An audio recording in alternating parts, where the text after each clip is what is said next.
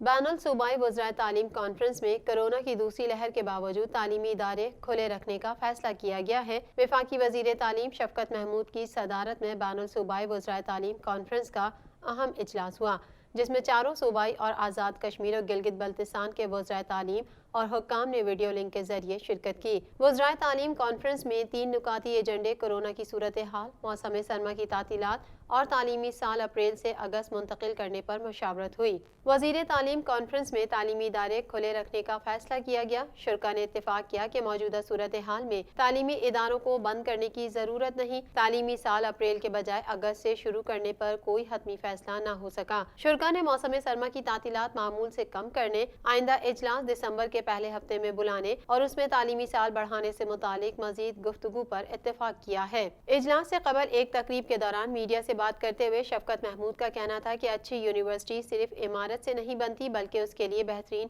اساتذہ اور سہولیات کی ضرورت ہوتی ہے۔ تعلیمی معیار میں بہتری کے لیے کوششیں کر رہے ہیں۔ تعلیمی ادارے بند ہونے سے بہت نقصان ہوا، فی الحال اسکول بند کرنے کی نوبت نہیں آئی۔ وزارت صحت کی ایڈوائزری ہمارے لیے مقدم ہے۔ وزارت صحت سے ایڈوائز آنے تک تعلیم کا سلسلہ جاری رہے گا۔